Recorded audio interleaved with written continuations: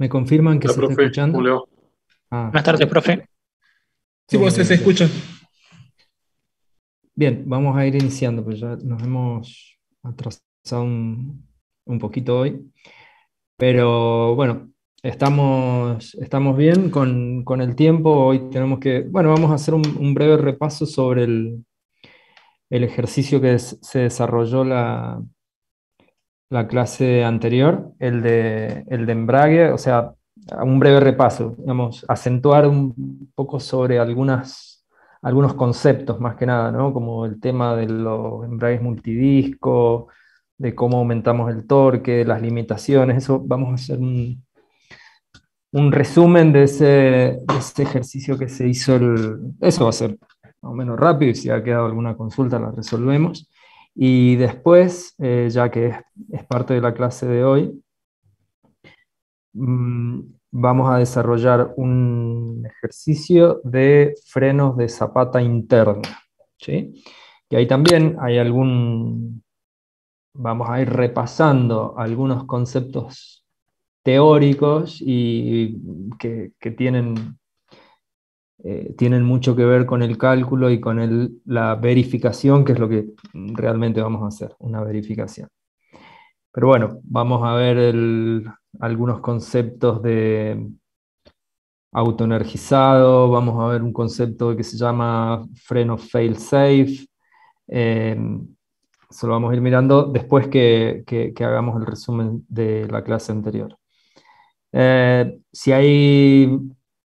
Si tienen alguna consulta, o si algo no quedó del todo claro de los comentarios que se hicieron sobre el examen parcial, lo pueden hacer tranquilamente de nuevo si algo no quedó claro. Profe, perdón, yo no pude escuchar muy bien cuando Enzo preguntó referido al tema de la clase pasada, porque no vi un cuestionario abierto todavía, un ejercicio para hacer. No sé si lo va a habilitar ahora o no, al de De elemento de temporarios, para máquinas. practicar. Ajá. Sí, sí, sí. En realidad se va a habilitar, va a quedar subido. Ahí no vamos a hacer práctica adicional. Lo que van a tener es esa práctica porque es muy amplio este tema de lo que son los acoplamientos temporarios, porque hay de varias clases, digamos, varios tipos, y los modelos de verificación para cada uno son distintos, entonces necesitaríamos varias clases para Profe, poder hacerlo. Así que lo que van a tener en la práctica es lo que se ha hecho acá durante la clase. Los dos problemas que se ha hecho durante la clase. profe, Perfecto. para saber, ¿está grabando usted la clase? Por el momento no. Inicio a grabar después de hacer el resumen sobre el ejercicio Ah, anterior. perfecto. Resumen y comentarios, no hay mucho más. Creo que estaba viendo para recordar todo lo que se había hablado la clase anterior, y creo que quedó todo bastante ampliado y detallado. Pero nada, por ahí siempre me gusta iniciar un poco con un repaso y con un cierre de lo que se hizo en la última clase. Por eso nos tomamos 10 minutos para eso y lo, lo comentamos. Este, entonces, cuando ya empecemos con el ejercicio nuevo, ahí ponemos a grabar. Cuando necesiten hacer una consulta, directamente abran el micrófono y hablen, porque no tengo otra pantalla como para ver lo que se escribe en la ventana de chat. Bueno, si todo está bien, debería estar la pantalla compartida. Deberían estar viendo la pantalla. Sí, profe, estamos viendo el problema Sí, 1. profe, ahí se Sí, ve. profe, se ve. Bien, bien. Nada, vamos a hacer un repaso rápido con esto. Este fue el problema embrague, o sea, verificar un embrague monodisco accionado por resortes helicoidales, no el accionamiento por diafragma. Puede ser de las dos maneras. Había en estas imágenes estaba detallado lo que para tener bien en claro cómo estaría configurado y las piezas que configuran que componen el conjunto del embrague con resortes helicoidales y a la derecha con diafragma. Esto como para ver las configuraciones que se le dan a estos conjuntos. Tenemos al lado izquierdo, en la posición 10, el volante a la salida del motor. Ahí inmediatamente está el disco. En el centro del disco, obviamente, el estriado para vincular disco con eje hacia la caja. Y los resortes, el conjunto de resortes helicoidales y la carcasa. Y acá, bueno, con los resortes helicoidales está lo que sería el plato opresor. Eso se repite al lado derecho, con la única, o sea, con una de las variantes que no existen los resortes, sino que está el diafragma. Bien, eso es en lo que respecta a la configuración del sistema. Un detalle que les quería comentar. No sé si alcanzaron. ¿Se está viendo la flecha? ¿Dónde está la flecha del cursor? ¿Dónde estoy señalando? Sí, profe. Pues, Sí, profe. bien. Se alcanzan a ver unos resortes que hay, que tiene el disco de embrague, pero que están de forma tangencial. Eso se alcanzan a ver y lo han visto en las diapositivas de teoría. Que esos resortes no cumplen la función del apriete y de generar la fuerza friccionante, sino que tienen otra función. Eso lo han visto, si no lo repasamos. Básicamente funcionan como un amortiguador esos resortes, porque están entre, digamos, hay dos piezas ahí en el disco de embrague, hay dos piezas, de manera que esos resortes, son resortes también bastante firmes, ¿no? Bastante rígidos, que cumplen la función de amortiguar o aliviar lo que serían las vibraciones entre el árbol motor y el árbol conducido. Esa es la función de esos resortes tangenciales.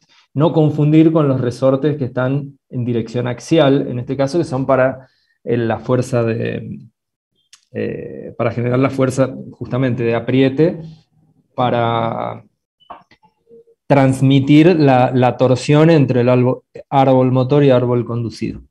Profe, pero esos resortes, ¿cómo dan flexibilidad si están metidos en por decirlo, en algo rígido? Es que no es, ahí estaría bueno, ya voy a ver después, en todo caso, busco alguna animación que haya, porque en realidad toda la parte metálica está muy chico acá. Vamos a hacer una cosa, voy a salir de acá, de la presentación. Hay un video en YouTube, profe, que lo muestra, una animación que se ve bien cómo funciona en una parte que los muestra los resortes. Ok. Entonces, en todo caso, después si lo tenés por ahí a mano y querés compartirlo en la ventana de chat, A ver, ahí lo busco, estaría que me bueno. debe haber quedado en historia. Dale. El disco, la parte metálica que está acá en el centro, sin tener en cuenta lo que son los forros, ¿no? La parte central, la parte de la estructura, no es una pieza entera, sino que son dos piezas por separado, ¿no? Que están, o sea, el vínculo de torsional entre el centro, que sería el estriado, y lo que es propiamente el disco donde están los forros, son dos piezas por separado, pero que están vinculadas por esos resortes tangenciales. Entonces, cuando el torque se transmite desde los forros del embrague hacia el estriado, ¿verdad? Pero pasan a través de esos resortes. Entonces, lo que hacen esos resortes es aliviar lo que son vibraciones. Sí, por eso, ahí lo entendí. Yo pensaba por que, ahí, claro, una pieza entera, entonces no entendía. claro, ¿cómo va a absorber vibraciones si es una pieza entera? No, pero son dos piezas por separado. Lo que pasa es que son chapas de espesor delgado, que están todas así, una encima de la otra, y es más, teniendo el disco así, es difícil de por ahí si no somos detallistas es Después el difícil. link en el chat. Excelente, listo. Después lo voy a mirar, si quieres, pues le dan una mirada. Es como para ampliar un poco lo que es de cómo está compuesto los diferentes elementos que componen el disco, propiamente dicho. Justamente les decía, porque acá como tiene resortes axiales, no confundir con esos resortes tangenciales que cumplen funciones completamente diferentes una de la otra. Bien, continuamos porque esto era a modo repaso. Bueno, estas eran todas las variables. El fundamento del cálculo es bastante simple. Lo que por ahí a tener en cuenta es que hay dos modelos de cálculo, que es por presión uniforme y por desgaste uniforme. Se dice que cuando el disco es nuevo, o sea que todas las caras están perfectamente paralelas unas con otras, trabaja bajo lo que sería la teoría de presión uniforme, y a medida que va transcurriendo un poco el tiempo y que el disco comienza su desgaste y se va asentando, se transforma en desgaste uniforme y la presión deja de ser uniforme, ¿no? Entonces, da resultados muy poco. La diferencia entre un modelo de cálculo y otro era muy leve, pero bueno, hay que saber que están las dos. Algo también que se habló en la clase pasada: mientras el disco tiene menor altura, la altura le llamo, o a veces le llamamos ala, que sería la diferencia entre el radio interno y el radio externo. Mientras más fino es, o la altura es menor, o sea que es un anillo más angosto, esa diferencia entre una teoría de desgaste uniforme y presión uniforme se hace prácticamente despreciable, ¿no? Pero cuando tiene más ala, que es más grande el disco, ahí se hace más apreciable. Pero bueno, obviamente que después podemos usar una sola teoría para calcular el torque. Vamos a avanzar un poco. Esto fue el cálculo de la presión, si soportaba la presión. Esto se había comentado en la clase anterior. Y lo que es el cálculo de torque,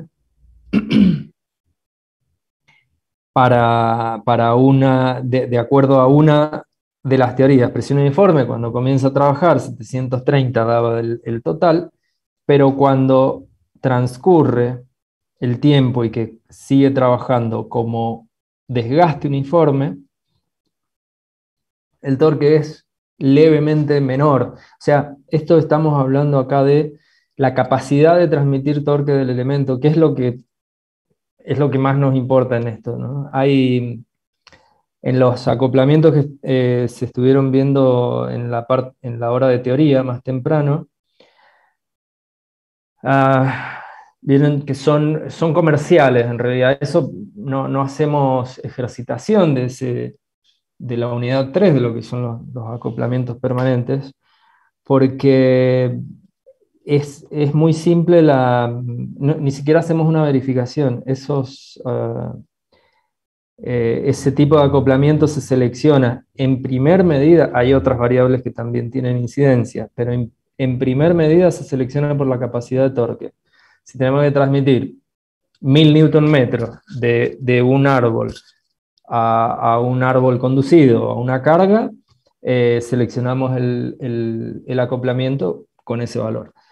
Queremos aplicar un factor de seguridad de 1,5, 2, lo que sea, bueno, pero siempre la selección es por torque. Después, ya lo han visto, hay diferentes acoplamientos que tienen capacidad de absorber desalineaciones,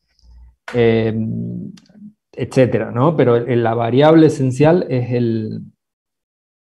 el momento torsor, que tiene la capacidad de momento torsor de un elemento, del elemento. Pero bueno, son elementos comerciales.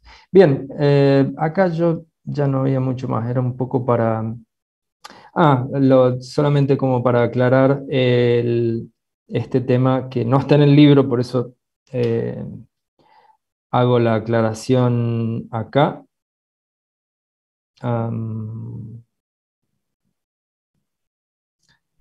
Cuando, por la cantidad de discos, ¿no? Que es en esta diapositiva. Profe, Sí. es mucha molestia si lo puede poner a grabar, así está con su explicación total, quedan por si las Pero dudas. esto está todo grabado, esta clase, de la clase Sí, sí, no, del... pero pensé que estaba haciendo algunos nuevos comentarios, digo, bueno, para que No, quede el tema es simplemente un repaso. recalcar algunos conceptos que por ahí se pueden llegar a pasar por alto, ¿no? Y yo creo que ya lo Bueno, había gracias. hecho hincapié en esto, en el multidisco versus el monodisco.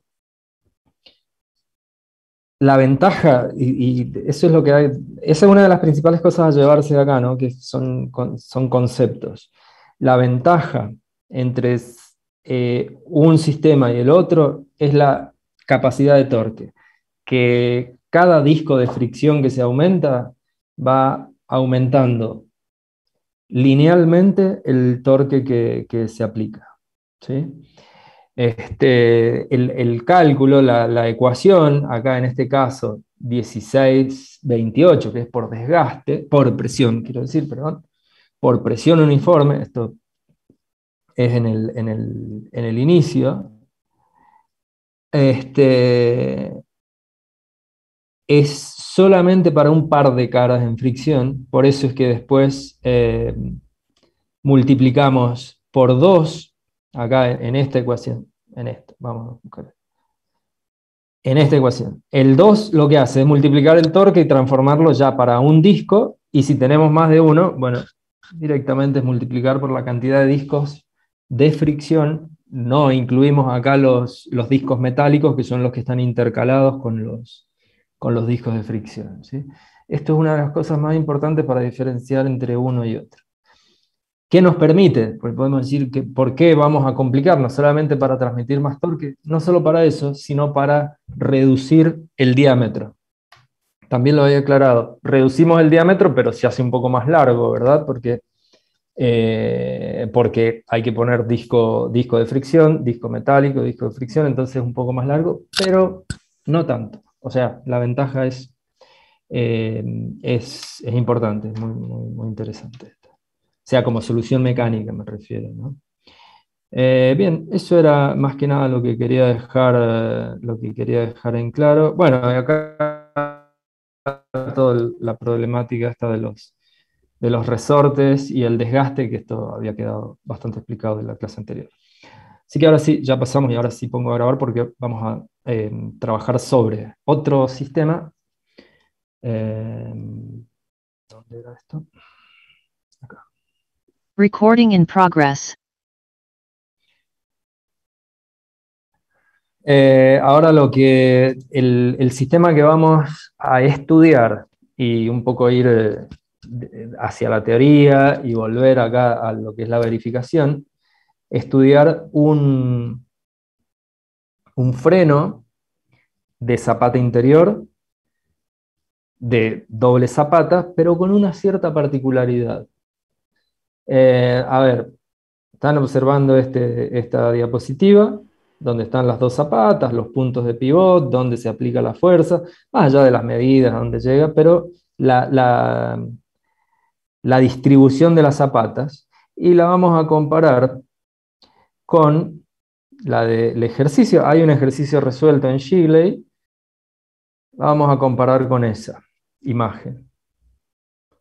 ¿Se le diferencia en algo? A ver si lo puedo poner de costado, que quede la otra. Las fuerzas se aplican en el lado opuesto. Ajá, esa es la... Vamos a buscarla. Vamos a hacerla fácil. Espera. Ahí están las dos, una al lado de la otra. Creo que se están viendo las dos configuraciones, ¿verdad? Sí, profe. Sí, profe. Sí, profe. Genial.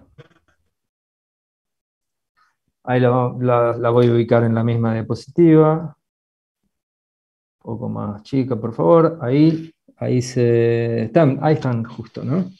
¿Qué pasa? Esta es a la izquierda tenemos una distribución típica, pero típica por una cierta cuestión que lo vamos a conversar enseguida. Y a la derecha tenemos la aplicación que vamos a estudiar ahora. A la izquierda, me refería a la aplicación típica, que es la que está prácticamente en la totalidad, al menos en algún vehículo, nunca he visto la configuración que está a la derecha, ¿no? Siempre esa configuración. Resulta que de acuerdo al análisis de el momento de frenado y el momento normal, que se llama, ahora lo vamos a ver en el diagrama de fuerzas, si nosotros aplicamos igual fuerza en las dos zapatas, o sea, F es una sola variable, por lo tanto se supone que son iguales, pues si no tendría que decir F1 y F2, o sea, acá en este ejercicio, las dos fuerzas son iguales. Y el sentido de rotación está marcado acá abajo, ¿no? Está girando en sentido horario. La teoría y el análisis, y en la práctica se comprueba, ¿no? Dice que las dos zapatas no van a producir el mismo torque de frenado. Eso es, en el análisis de las fuerzas se comprueba, y en la práctica también, ¿sí? Ahora, ¿por qué si no frenan igual? Los vehículos, la rueda del vehículo, el 99% del tiempo, o más, me quedo corto, más tiempo todavía, muy cercano al 100, el auto siempre, las ruedas giran en el mismo sentido, salvo que cuando va en retroceso, cuando va en reversa, pero siempre está girando en el mismo sentido. ¿Y por qué no se hace una configuración como este lado? En este caso, sigamos con el del lado izquierdo. Esto un poco se habló en la clase anterior, cuando vieron freno de zapata interna, pero acá en la práctica íbamos a profundizar en este tema. Entonces, alguien dejó abierto el micrófono, perdón. Decimos que a igualdad de fuerza con esta configuración de la izquierda,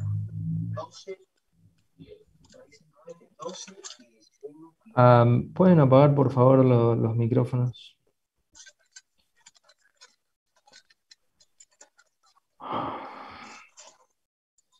Bien. Entonces, si las dos zapatas tienen el mismo valor de fuerza aplicado, y esto gira en sentido horario, no frenan las dos por igual. Es decir, las dos zapatas no producen igual torque de frenado. ¿Esto por qué sucede? Porque hay una zapata que es autoenergizada, una zapata es autoenergizada, y la otra no. La otra no es autoenergizada, ¿sí? ¿Por qué sucede esto? Por una cuestión de suma de momentos. Eso lo vamos a mirar. Voy a volver al libro. Donde. Acá en la. No, me quedo en la presentación porque está la imagen acá.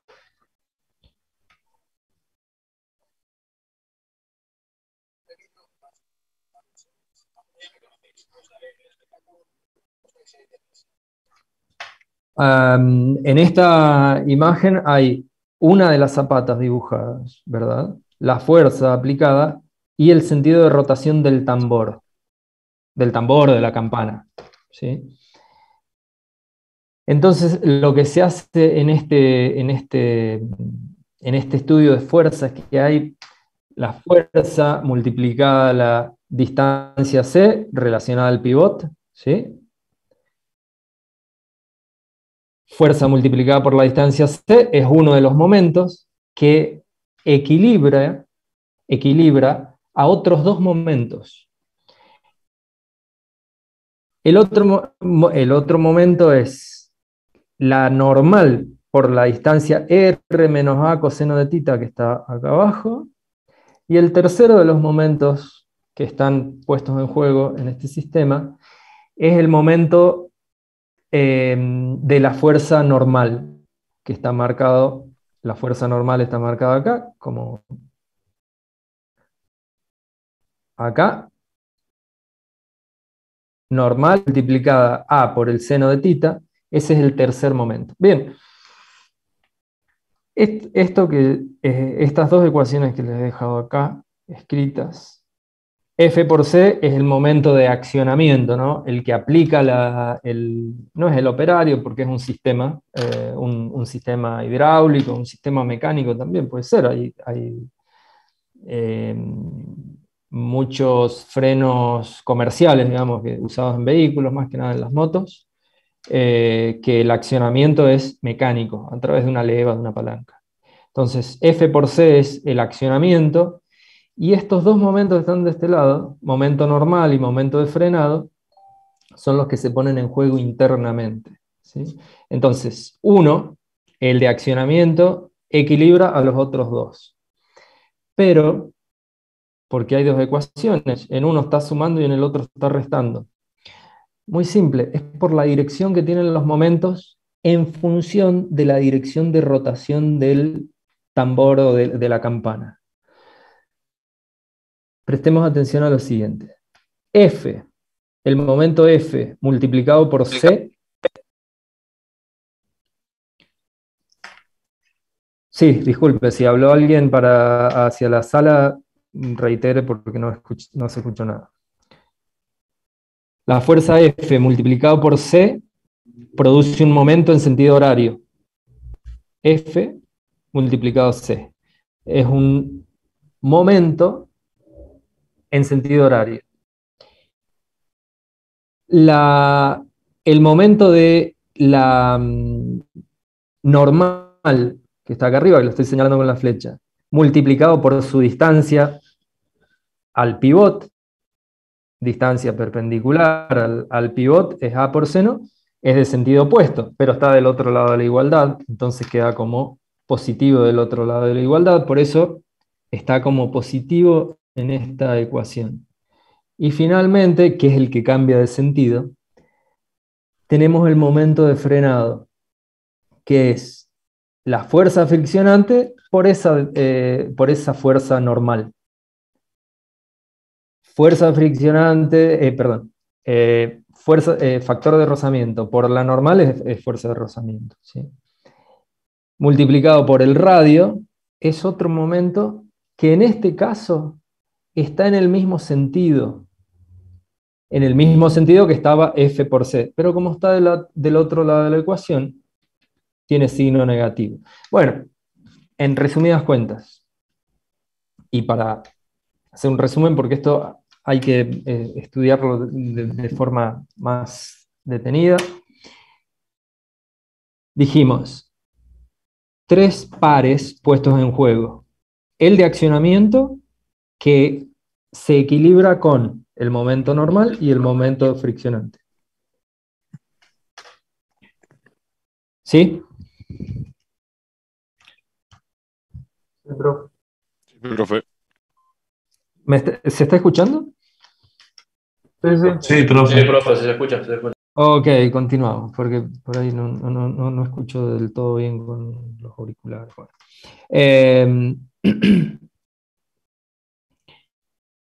Es un detalle muy importante en estos frenos de zapata interna. ¿Por qué?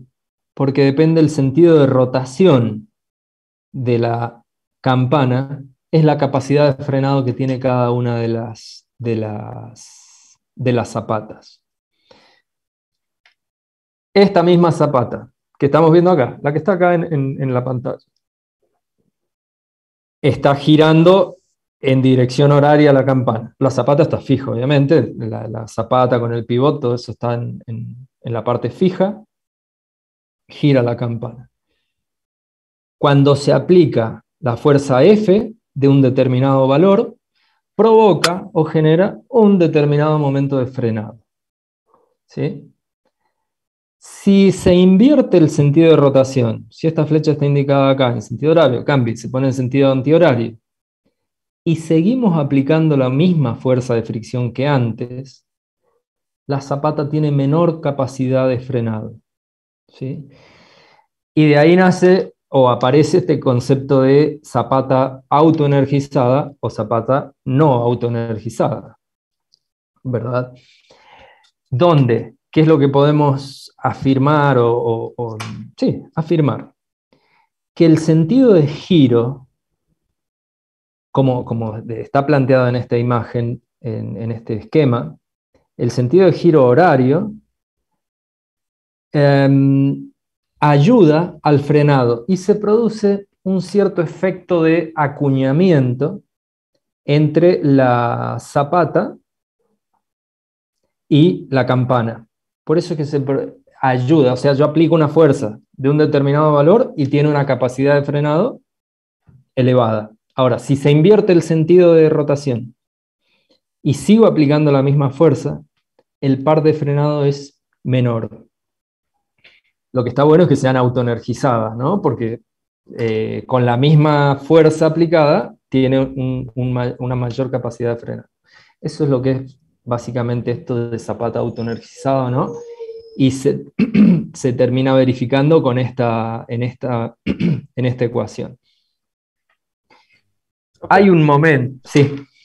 Y eso me influye, digo, en el tema del gasto del cemento que se le pone a la pastilla. O El sea, forro de freno. claro, sería en la zapata, exacto. El gasto, el desgaste, digamos, lo van a tener igual acá, digamos. Estos elementos, como la mayoría de los que estudiamos en fatiga y en árboles, no calculamos elementos o elementos que van a necesitar de un recambio. Generalmente los calculamos para vida infinita, como ya hemos visto en los cálculos de fatiga. En este caso, así como va a ser correas, cadenas, rodamientos, etcétera, engranajes no, pero todo esto es factible de hacer mantenimiento y de hacer recambio. O sea, sí o sí tiene un periodo de utilidad, que es el desgaste. En este modelo de cálculo, que es básico, a pesar de que tenga mucha geometría acá hay una integral porque hay que integrar las fuerzas respecto al ángulo, etc. No está incluido el tema de desgaste. Y la verdad que no sé si algún modelo de cálculo lo tiene tan en consideración, porque lo que buscamos acá es que este acoplamiento tenga capacidad de torque, ¿sí? Y el material, esto sí también a prestar, una es que tenga capacidad de torque el conjunto, que sería el freno o el embrague, en caso que estudiáramos como embrague.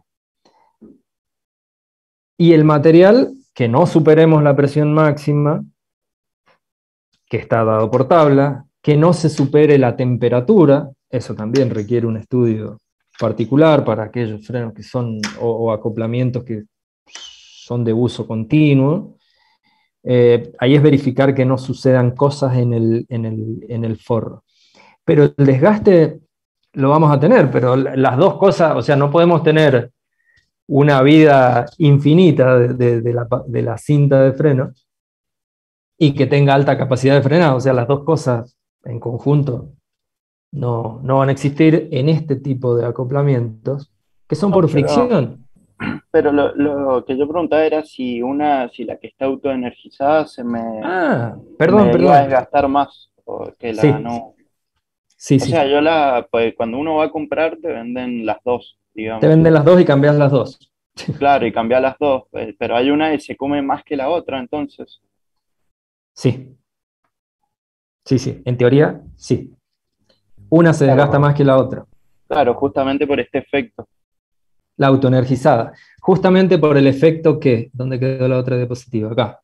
Por el efecto de que en los vehículos la fuerza F es igual ¿Por qué? Porque hay le llaman cubeta o el cilindro hidráulico que está, o debería estar acá, no está porque esto es un Claro, esquema.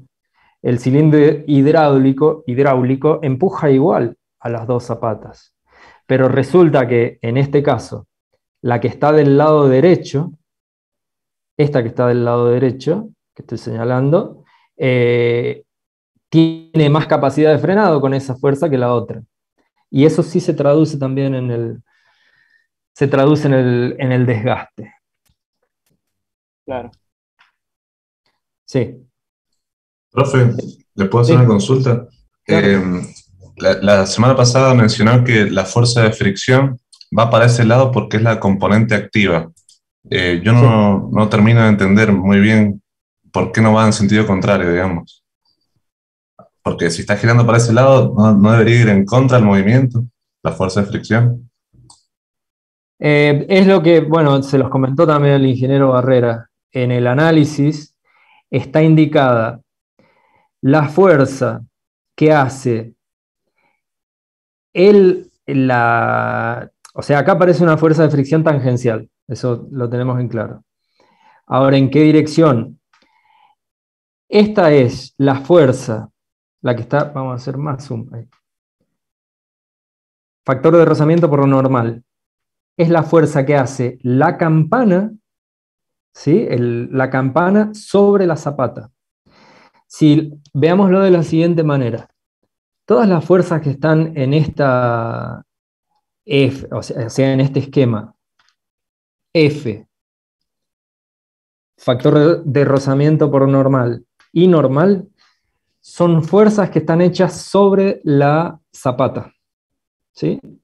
La F, acá la del accionamiento, alguien o algo la hace sobre la zapata, sobre la estructura, ¿no? La fuerza de rozamiento la hace la campana sobre la zapata y la fuerza normal también la hace la campana sobre la zapata.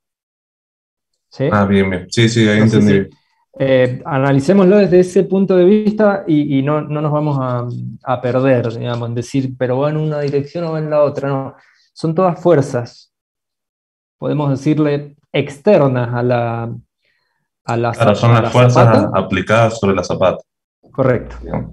Claro, está bien. correcto. Bien, bien, Claro. Y ahí perfecto. ahí no nos vamos a perder de ponerlo en el sentido inverso. Bien, muchas gracias, profe. Ok, de nada. Bueno, esto es una condición importante que era necesario conversarla previo al inicio, esto lo vamos a sacar al costado, para poner en consideración de por qué este freno así de esta manera. Bueno, en realidad es una buena solución para un sistema que que funcione siempre en la misma dirección. También se puede hacer que el accionamiento sea a la inversa. Y acá he puesto esta aclaración y en la industria nos encontramos muchas veces con este concepto que se llama, vamos a poner en negrita para resaltarlo. ¿Alguna vez escucharon hablar sobre un accionamiento fail-safe, un freno, más que nada los frenos, ¿no? Fail-safe. Es una solución o es un concepto que significa que un sistema es seguro o ante cualquier falla lo lleva a una condición segura. ¿Sí?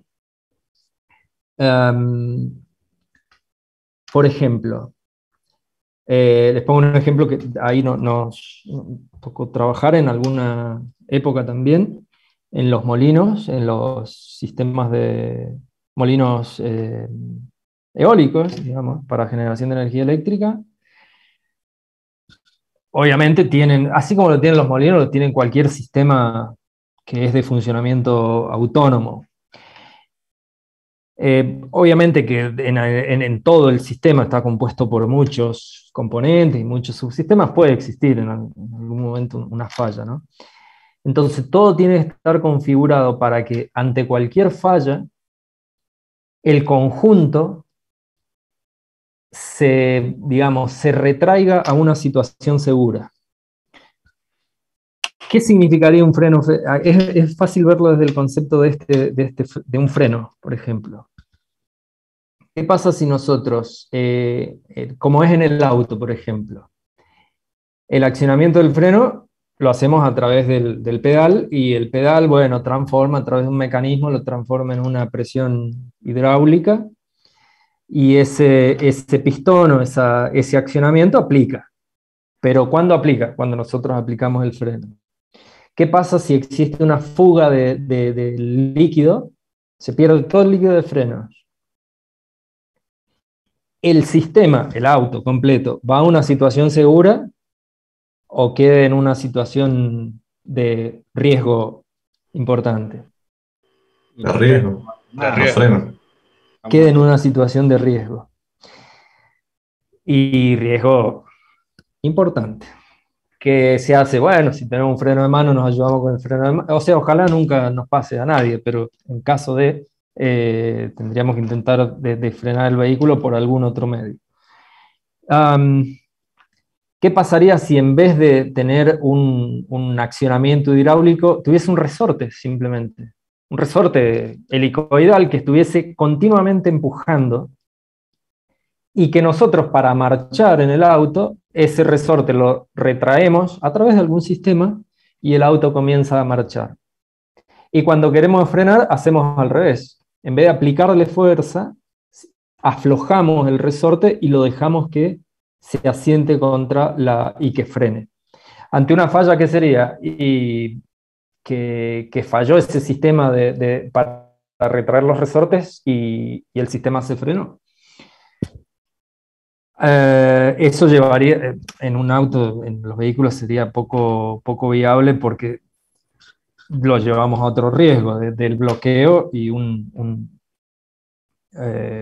probable accidente. Al final, por querer mejorar una cosa, terminamos empeorando. Pero bueno, eso sería este concepto de fail-safe. Es que si existiera una falla en el sistema fuera a una situación segura. Ya sea cortar la operación o estabilizarse, bueno, eso ya habría que verlo más en detalle. En este caso, como lo dice la descripción, esta fuerza no está accionada por un accionamiento hidráulico que lo haga el operador, sino que directamente la fuerza la hacen resortes. O sea, está permanentemente aplicado. Significa que es un freno que, si el operador no acciona, el freno está aplicado. ¿Se entiende ese concepto, no? Es al revés de que en el auto. En el auto necesita la operación la acción del conductor, pero en este que estamos planteando en el ejemplo, el freno está siempre accionado. Bueno, ¿y cómo hace para marchar? Bueno, en ese caso tiene que existir un operador que lo que haga es liberar ese freno. En este caso dice que la fuerza para liberar el freno es aplicada por un operador, es un sistema de una grúa, un operador a través de un mando hidráulico. O sea, lo mismo que se hace en el auto cuando uno aplica el freno, pero acá al revés, lo aplica para liberar. ¿Sí? Bien, es un concepto utilizado en diferentes áreas donde necesitamos que sí o sí el sistema sea seguro. ¿Sí? ¿Cuál es podemos decir un poco la dificultad? Bueno, hay que diseñar, eso se va a encargar el diseñador, ¿no? Pero hay que diseñar el sistema para que los resortes apliquen esa fuerza. Después el sistema hidráulico para desacoplar y que el sistema pueda marchar, etc. Pero bueno, es una solución. Bien, después eso como para comentar. ¿Y por qué está hecho? O sea, ¿por qué está hecho en una sola dirección y por qué las zapatas están invertidas y no son reflejadas? Y bueno, justamente por eso. Si es de una grúa, si está en el sistema de izaje de una grúa, la gravedad siempre actúa en un solo sentido. Entonces, la fuerza, o sea, el torque a frenar, siempre va a estar en el mismo sentido.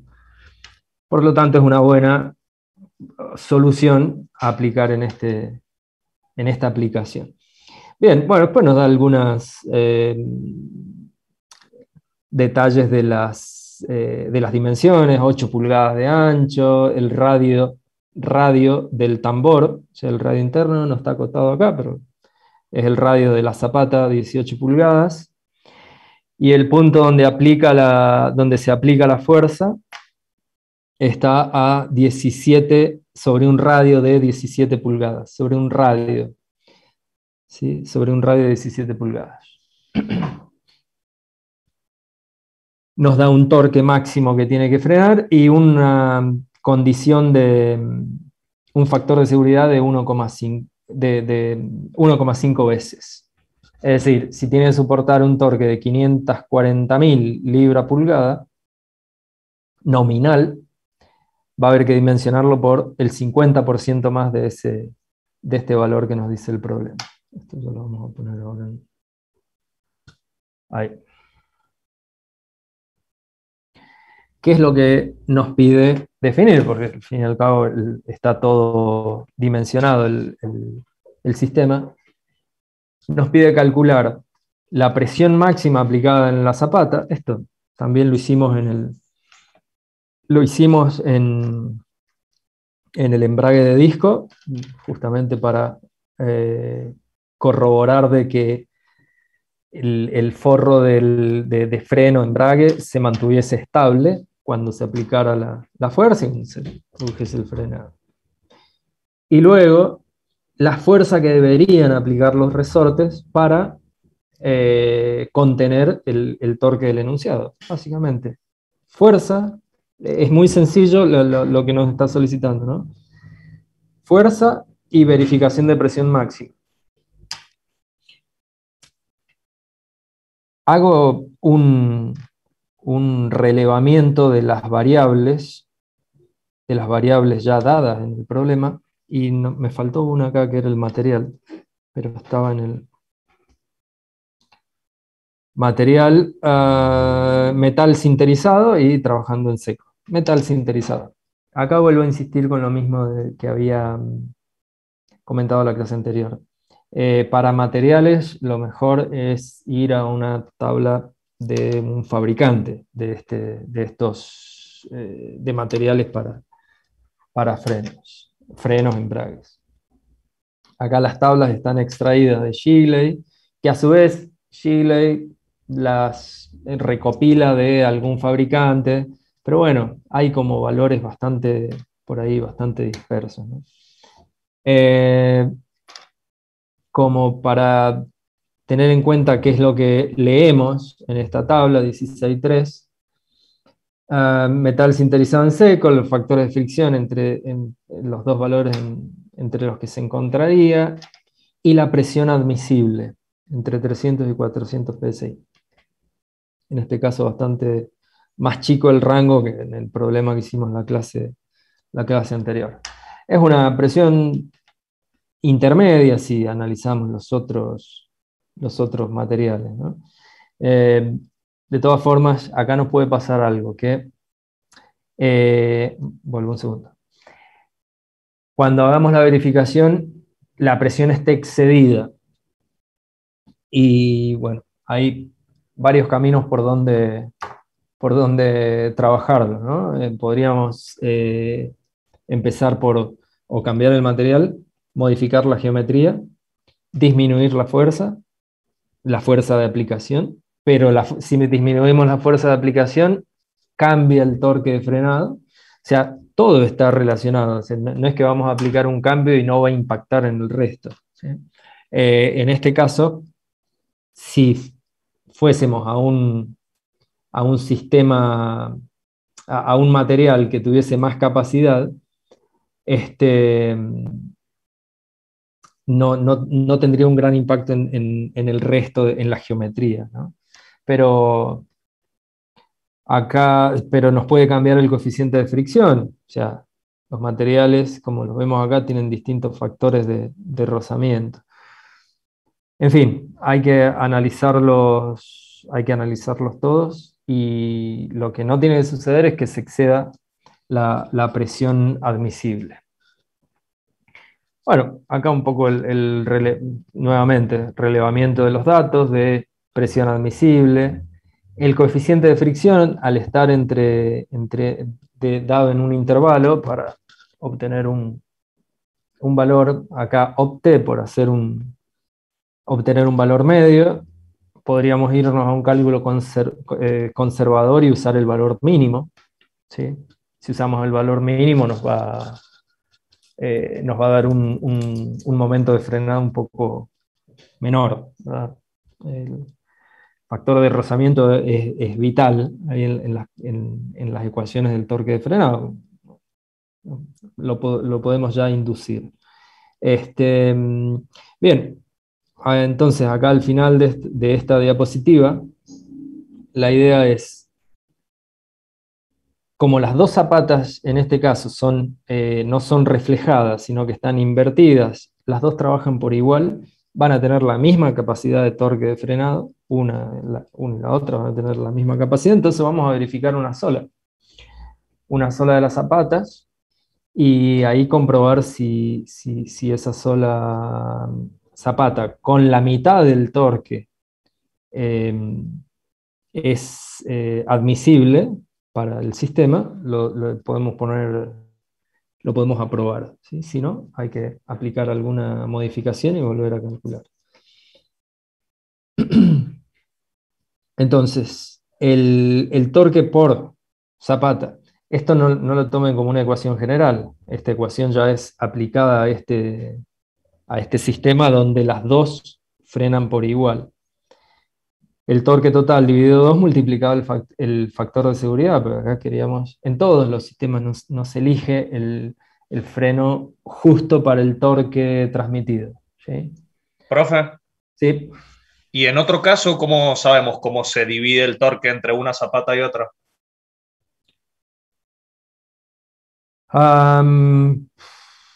En los otros casos tendríamos que plantearlo el problema, pero otra manera de trabajarlo, que es como se le puede dar la siguiente solución. Nosotros como primer limitante tenemos la presión admisible del material. Entonces, la verificación tendría otro enfoque. En ese caso, nosotros podríamos calcular cuál es la fuerza máxima, o sea, otro enfoque porque calcularíamos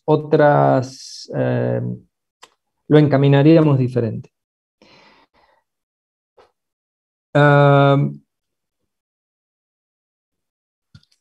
En el caso de que no son iguales, nosotros podemos empezar, lo primero que tendríamos que preguntar es si le vamos a aplicar igual fuerza, como en el freno del auto, con un hidráulico que aplique igual fuerza a las dos zapatas, ¿sí? Entonces, en ese caso, el camino sería, a partir de la presión admisible, obtener cuál es la fuerza máxima que se podría aplicar, o no, o al revés.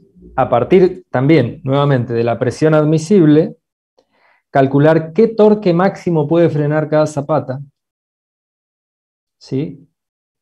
¿Qué torque? Acá ya lo estamos imponiendo al torque, o sea, nosotros le estamos diciendo que cada zapata va a frenar, en este caso, 405 kilolibra pulgada, pero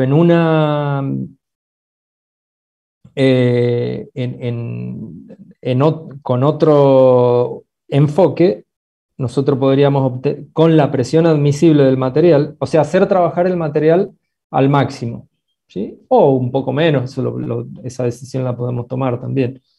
Pero podríamos hacer trabajar a presión máxima y ahí obtener qué torque máximo puede frenar cada zapata con esa presión y de ahí obtener el torque total de frenado, que va a ser la suma de los dos. No sería este mismo camino que vamos a seguir ahora. Después lo vemos el ejercicio resuelto de Gillet, está bien claro, en ese aspecto como lo estás preguntando, pues está resuelto con una configuración así. Bien, perfecto. Gracias, profe. En este caso que ya por la configuración sabemos que es igual torque, directamente lo imponemos como dato. Y decimos, el torque de frenado de cada zapata va a ser 405. O sea, ya lo dejamos como una imposición. En el otro caso lo calcularíamos, pero en función de otra variable, ¿sí? En función de la presión máxima. Bien.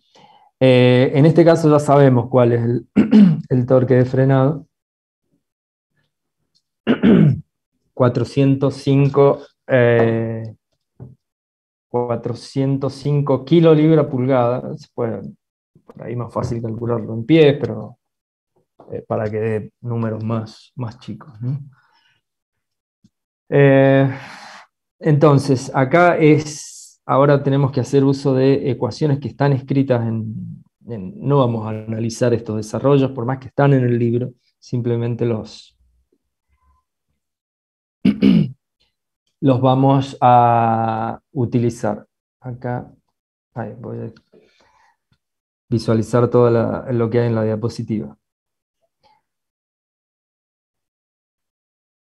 En el libro, en el desarrollo teórico, está la conclusión de que la presión máxima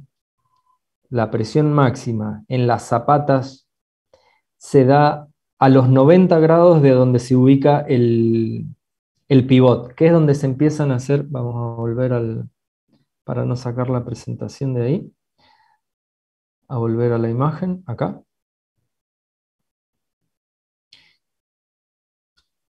En la conclusión está en esta misma página. En la conclusión de este estudio, la presión máxima, ¿sí?, que tiene una variación senoidal, se produce a los 90 grados de donde se encuentra el pivot, que es de donde medimos, ¿no?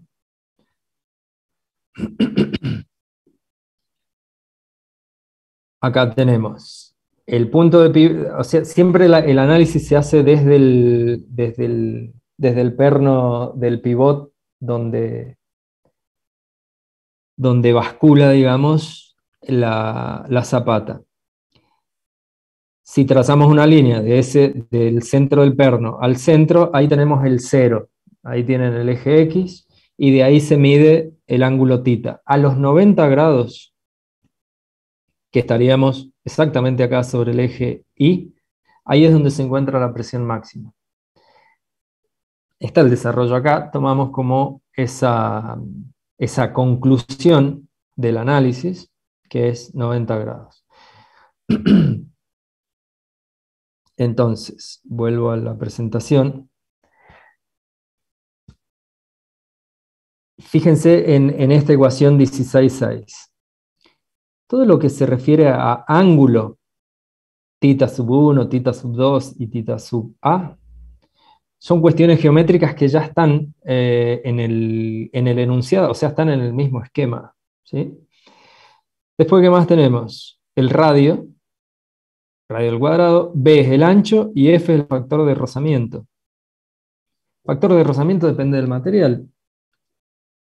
A mí me gusta en estos casos analizar todas las variables que hay en la ecuación, porque ahí concluimos, después de estudiarlas, de que hay una serie de variables que son geométricas, el factor de rozamiento que depende de las condiciones del material y de las condiciones de trabajo, si está en seco, ¿no?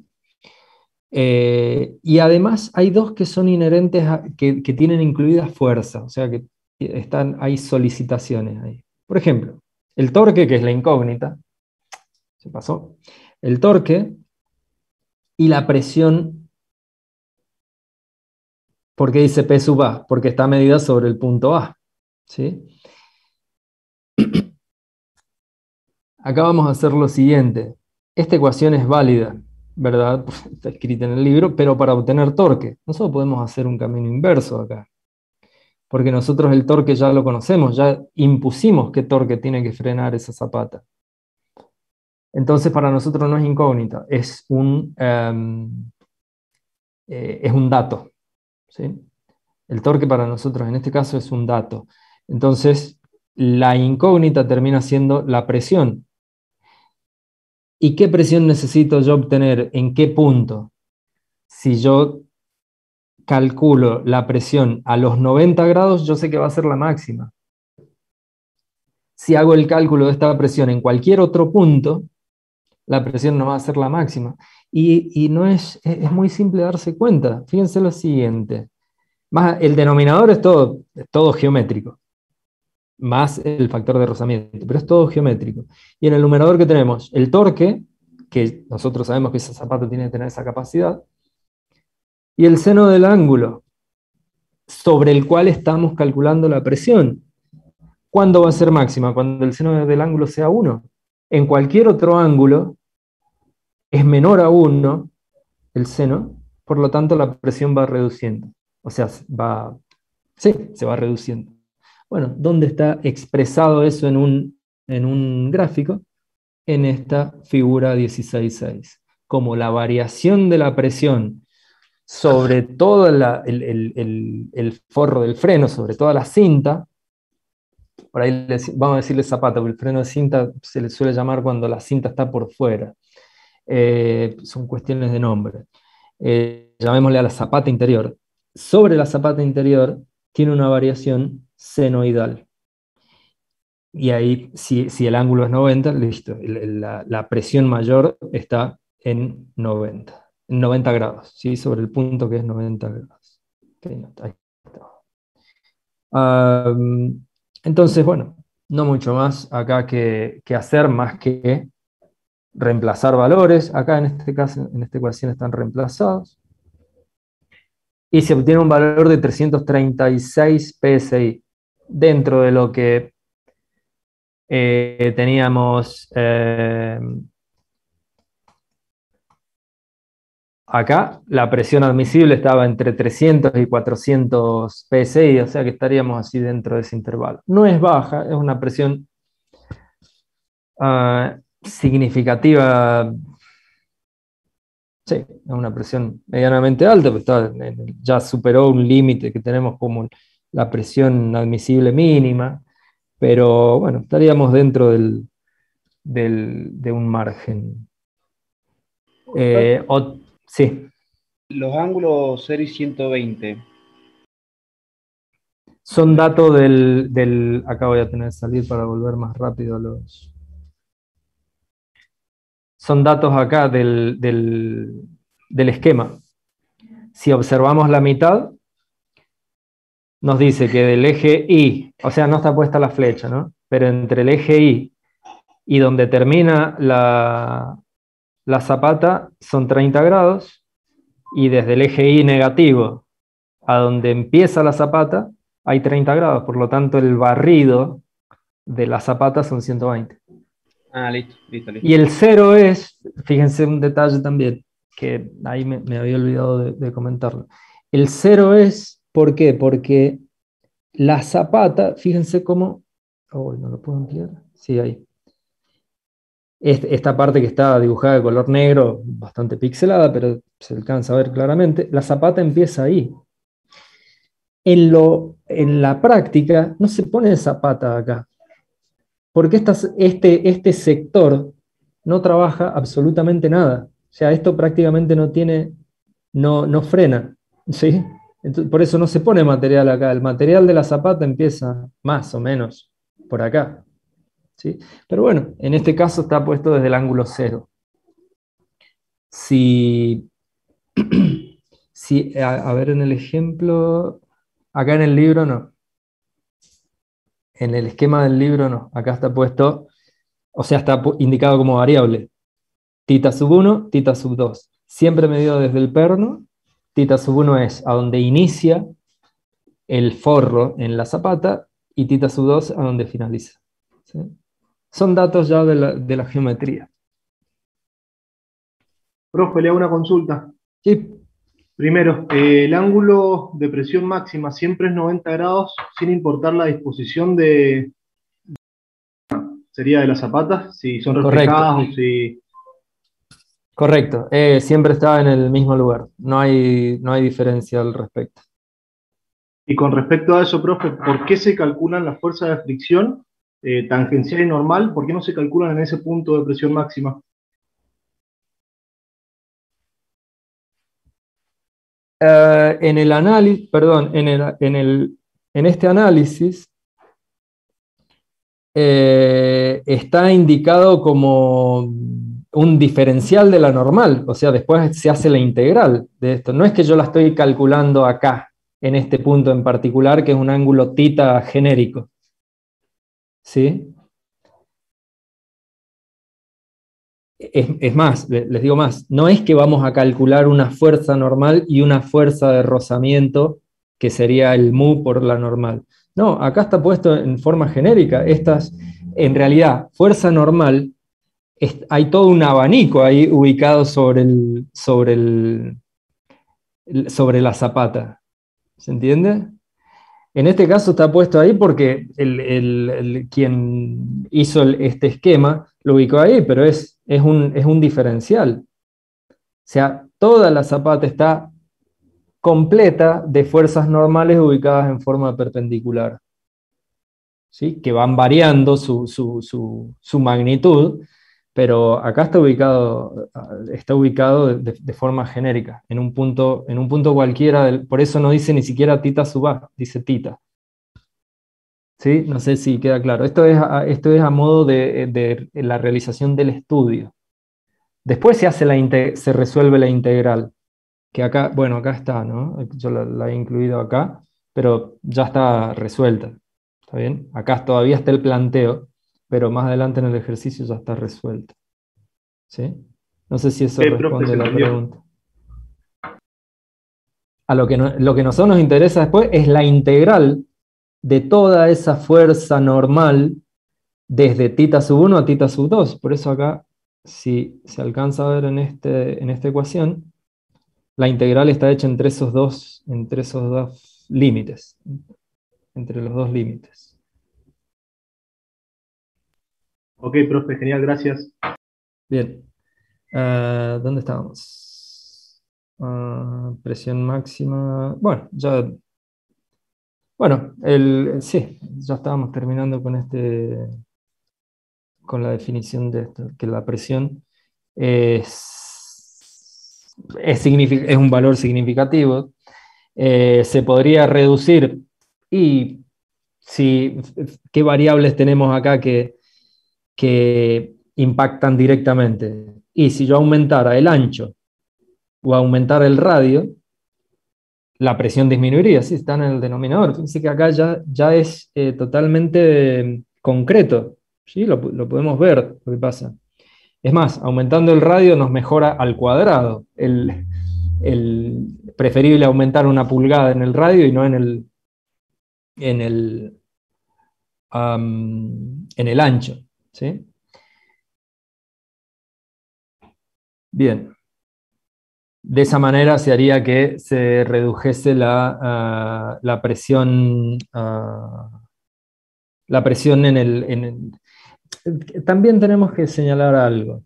Esta presión máxima, este valor de presión, 336, no se produce en todo la zapata. Se produce en un punto en particular que está a 90 grados. ¿Sí? En todo el resto de los puntos de la zapata, la presión es menor a esa. Entonces, bueno, podemos también tener en consideración eso. Sí, es máxima, supera cierto valor, pero en un punto en particular. Profe. Sí.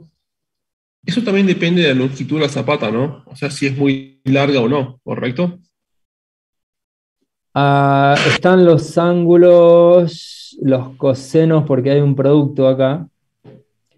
Sí, porque o sea, en el libro hay la aclaración de que si la zapata es corta, la máxima presión está justamente en un punto específico, pero si la zapata es larga, y si se cumplen los 90 grados. ¿No se decía siempre o cómo era? Ahí, las zapatas por en los puntitos. Sí, las zapatas por lo general tienen más de 90 grados. O sea, Salvo, hay sistemas ya pero más complejos que en vez de tener 2 zapatas tienen 4, pero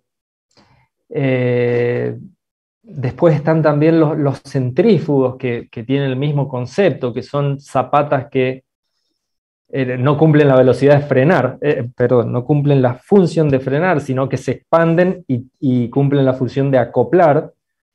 Es un embrague, en realidad, que son varias zapatas, ¿sí? Pero son casos muy particulares o sea, más particulares a estudiar.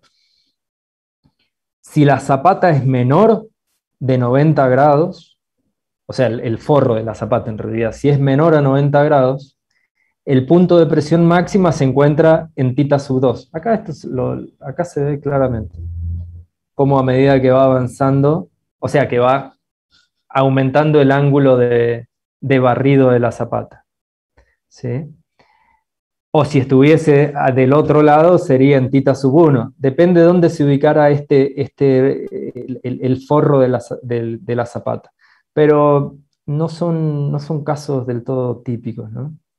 Generalmente se busca que los frenos se diseñan con 2 zapatas, se diseñan con la fuerza aplicada en la misma zapata, o sea, simétricas.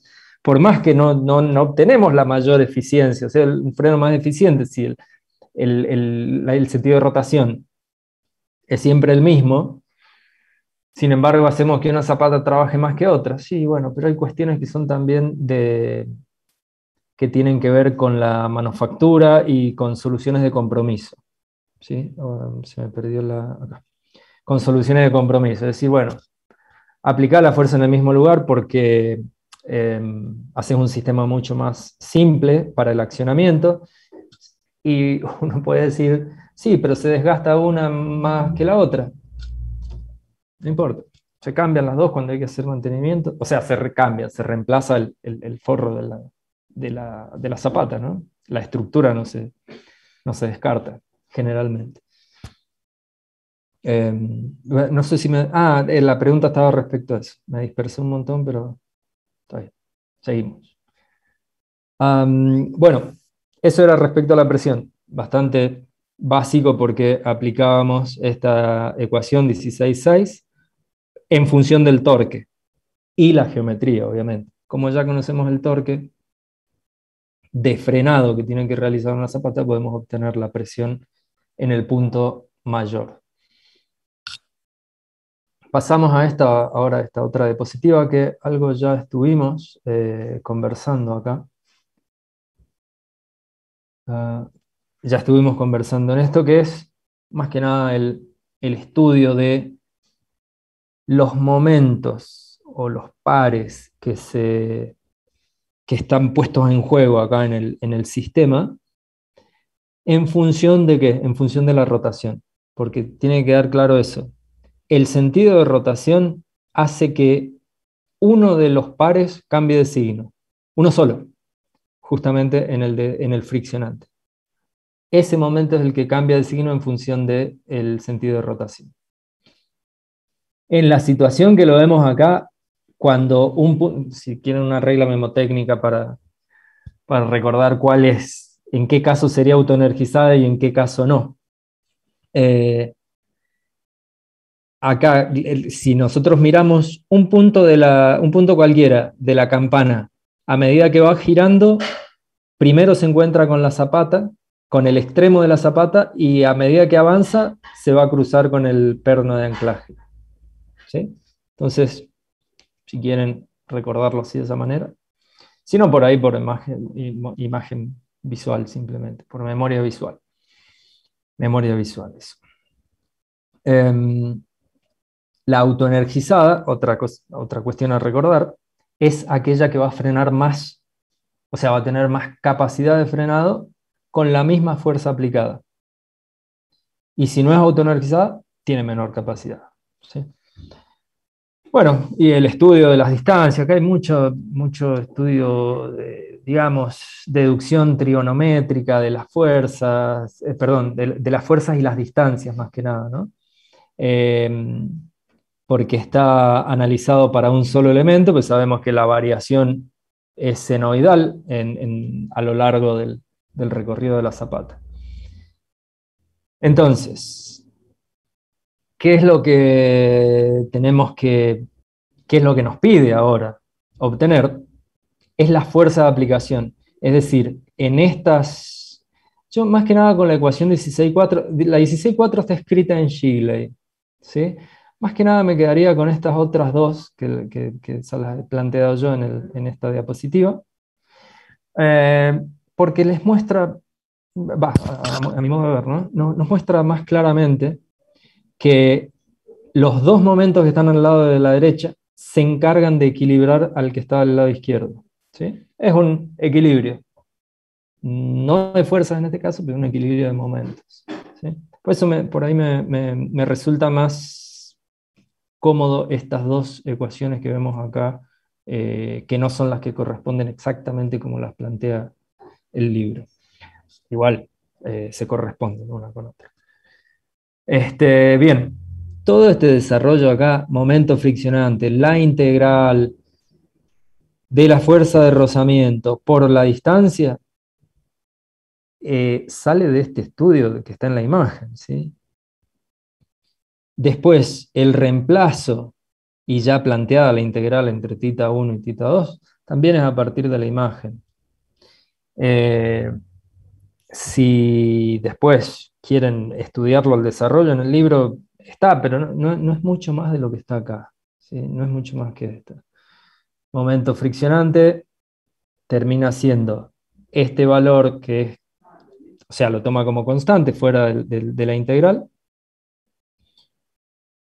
y el momento normal, algo similar, la presión por el resultado de la integral.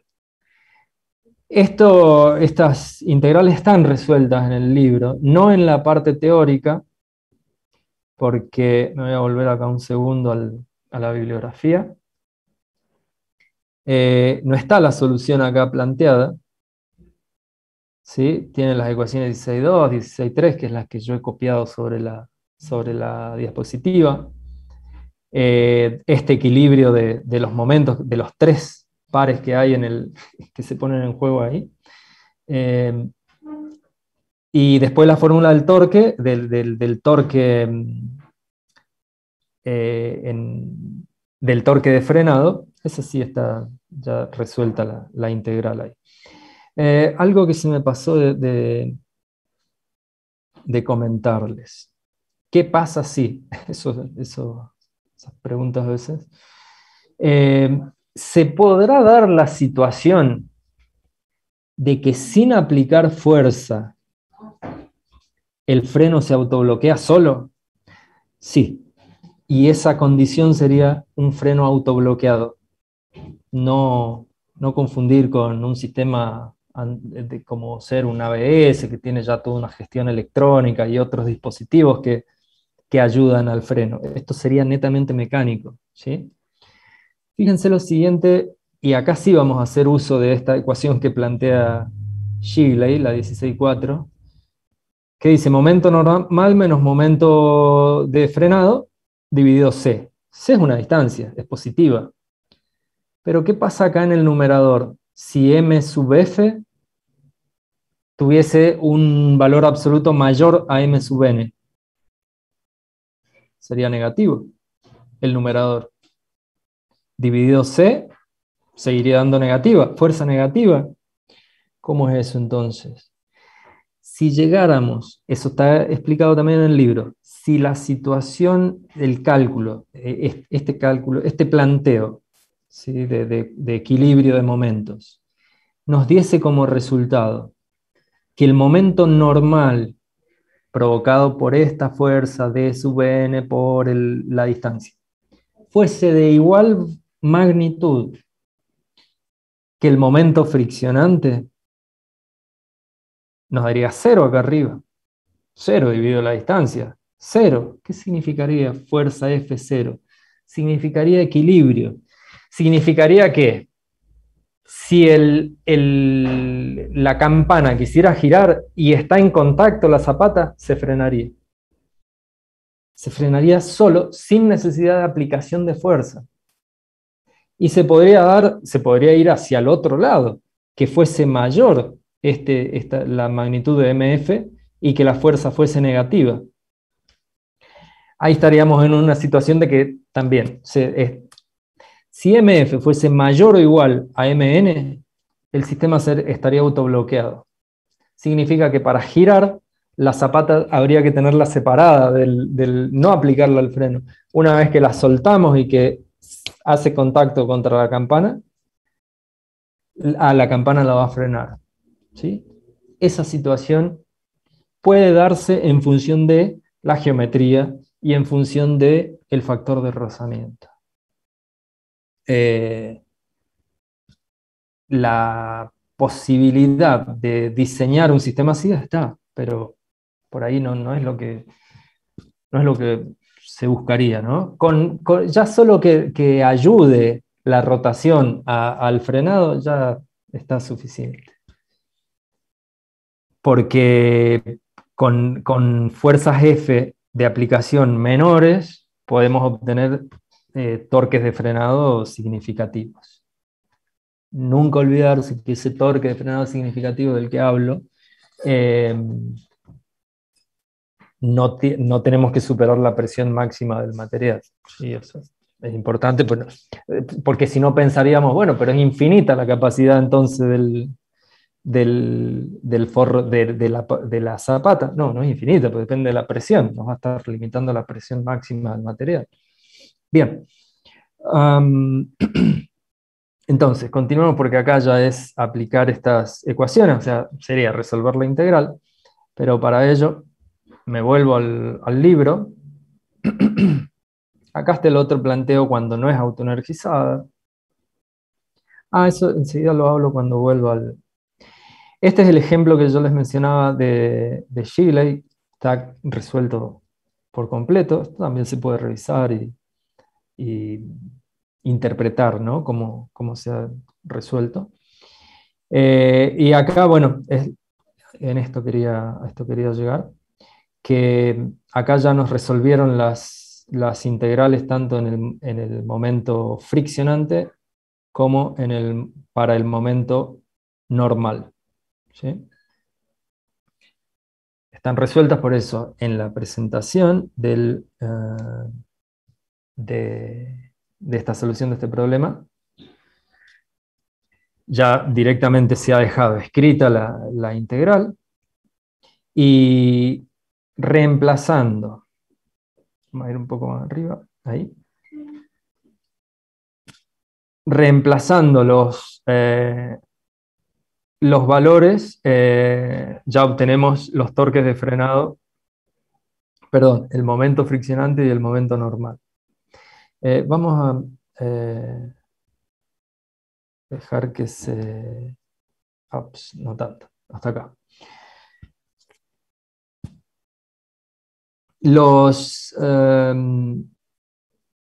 Para no confundir acá, porque el libro dice que tenemos, o sea, la ecuación nos dice que tenemos que escribir la presión y el seno del ángulo. Nosotros la presión ya hemos calculado la presión máxima que hay y sabemos dónde está esa presión máxima. O sea que estos dos valores, presión máxima es el valor calculado. Y el seno del ángulo acá en el denominador queda 1, porque estamos hablando de que está a 90 grados esa presión. O sea, estos dos valores, no puedo ampliar acá, no se ve.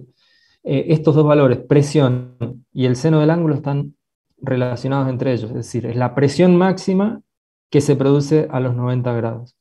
Todo el resto es datos de la geometría más factor de rozamiento. Esto es cuestión de verificar, cargar las ecuaciones. Está resuelto con MATCAD, o sea que estos valores son confiables, ¿sí? Pero bueno, por ahí no está de más hacer el reemplazo y corroborarlo. Después la distancia, esto ya recién lo había comentado, que la distancia C, que es la distancia que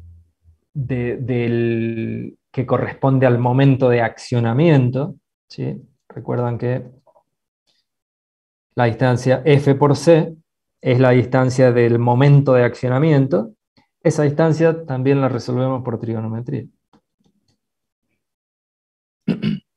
Según la solución nos da 30 pulgadas de distancia entre el punto de pivot hasta la aplicación de F, ¿sí?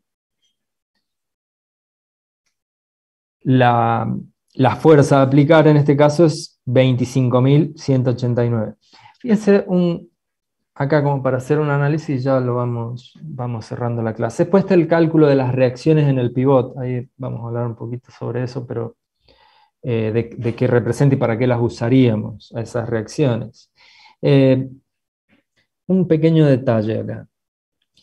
Fíjense que acá en el numerador tenemos el momento normal.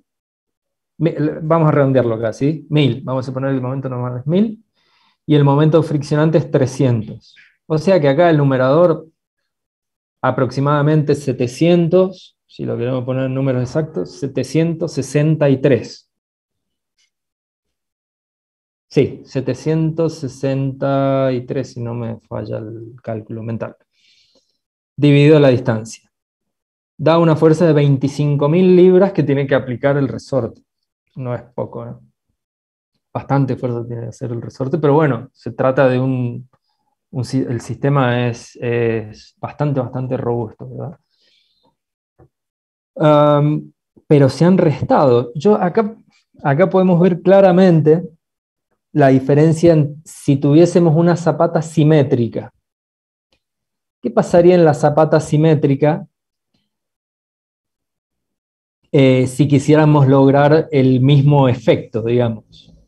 Tendríamos que sumar estos dos valores, en vez de restarlos como quedaron acá, 1000 menos 300, tendríamos que sumarlos.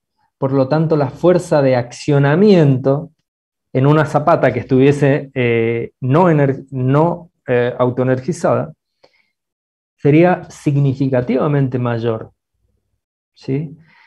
La presión producida también en el sistema también sería más alta. Entonces, no es mala idea hacer este sistema de zapatas invertidas cuando necesitamos frenos muy potentes, de mucho par, y si vamos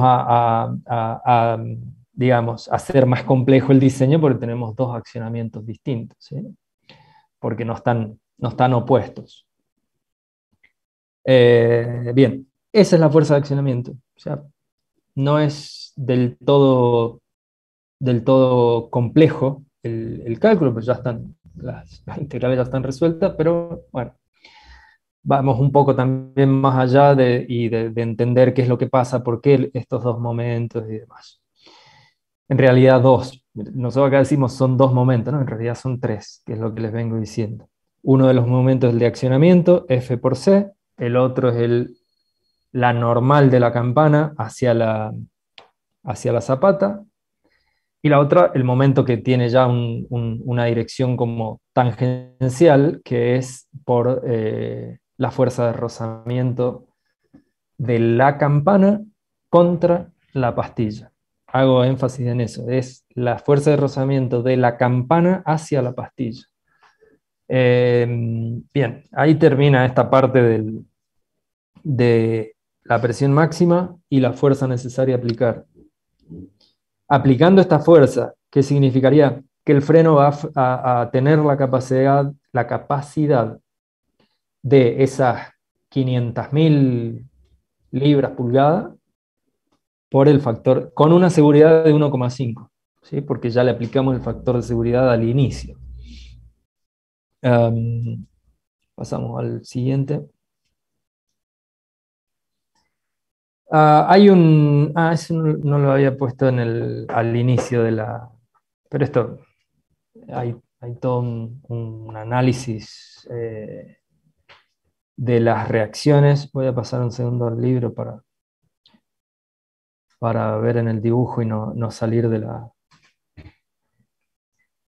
Se hace necesario en el freno también verificar el perno sobre el cual hace pivot la zapata. ¿Por qué? Porque hay fuerzas significativas acá, hay fuerzas elevadas que lo que intentan es flexionar o, depende cómo se haga el sistema, sí, le aplica una flexión importante al perno. Una flexión importante al perno de pivote.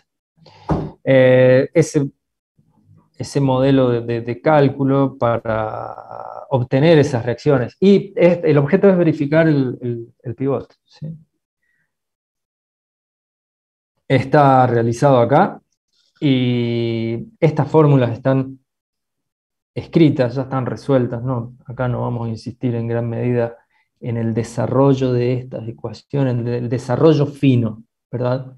De estas ecuaciones, sino saber que calculamos las reacciones en X y en Y, y después obtenemos los resultantes.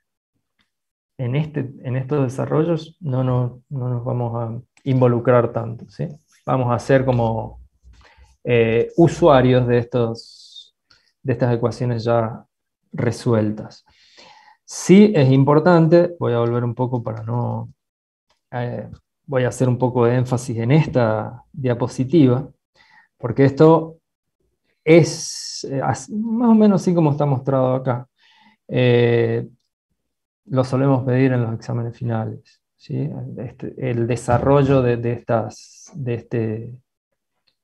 este freno, estos conceptos de estos tres momentos que se ponen en juego, el de accionamiento normal y de fricción, por qué en un momento el de fricción se resta, por qué se suma. Simplemente al cambiar la rotación, cambia el sentido de mu por la normal, por lo tanto cambia de signo en el equilibrio de momentos. Bien. Eso. Ya vuelvo porque acá, esta es la conclusión. Es decir, una fuerza en el perno de 46.000 libras que lo intentan flexionar. En fin, hay que hacer una verificación posterior. No estamos haciendo el diseño de todo el freno, sino una verificación más bien básica del sistema. ¿Sí?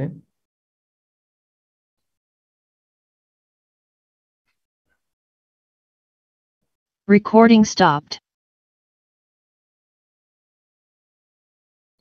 Bien, salgo de la...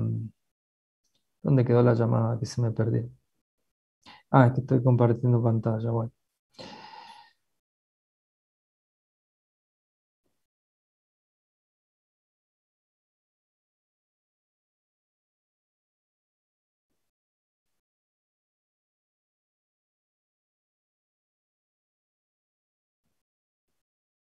A eso quería llegar, no podía salir de esa... Bien, eso sería todo en la unidad número 4, área de elemento de máquinas. ¿Sí? Se los mencioné en algún momento, es muy amplio, hay muchos sistemas involucrados en lo que llamamos acoplamientos temporarios. Nos hemos basado en dos, como para prestarle atención a las variables involucradas, cuáles son las más importantes. Nosotros necesitamos, ya sea si es un freno, de frenar, o sea, contener un torque, y si es un embrague, es transmitir el torque. Entonces tenemos que verificar que el elemento, en función del propósito que tenga, sea capaz de eso, ¿no? De ese dato, de ese torque, ¿no? Lo más importante. Por ahí muchas veces yo siempre hago mención a esto, que en muchas ocasiones nos preocupamos o tenemos así como muy de costumbre decir de qué potencia es o qué potencia tiene. Pero la mayoría de las máquinas las categorizamos por la capacidad de torque, más que por la capacidad de potencia. Después, bueno, sabemos que cuando ya involucramos la velocidad a la que se se mueve el sistema, si estamos hablando de elementos rotantes, la velocidad de rotación va a tener importancia. Ahí sí vamos a dar con la potencia puesta en juego, ¿sí? Entonces, muchas veces solemos tener, si ven catálogos por ahí de acoplamientos, de los acoplamientos permanentes, por ejemplo, que ya son los que han estado viendo, vienen diferenciados por el torque, por la capacidad de transmisión de torque. Obviamente que la velocidad tiene su importancia porque los acoplamientos más grandes, como son los elásticos, por ejemplo, los que son marca Gumi, y hay otros, pero bueno, al ser una masa significativamente grande, tienen una limitación en velocidad, ¿sí? Por las fuerzas centrífugas que se ponen en juego. ¿Ah? Muy bien. Por ahora ha sido todo. Nos encontraremos en la consulta del día jueves. Y la clase que viene, obviamente, es solamente examen, así que no tenemos desarrollo de ninguna actividad práctica. ¿Entra hasta acá, profe, en el examen, no? Correcto. O sea que yo en algunos minutos más, toda esta presentación que se ha ido pasando ahora y la de la semana anterior, la dejo compartida en el aula. Perfecto, gracias, profe. Pero esta presentación es como para estudiar las etapas de cálculo y demás, pero no hay cuestionario al respecto. Los cuestionarios que tienen que estar completos y que van a tener que restringen al ingreso a la actividad de evaluación son los cuestionarios de fatiga y árboles. ¿Sí? Buenísimo, profe. Muchas gracias. Si está todo más o menos claro, yo los despido, les agradezco mucho la presencia acá y bueno, nos encontramos en cualquier momento. Muchas gracias, profe. Hasta luego. Hasta luego, que tengan buena semana. Gracias. Gracias, profe. Igualmente, hasta luego.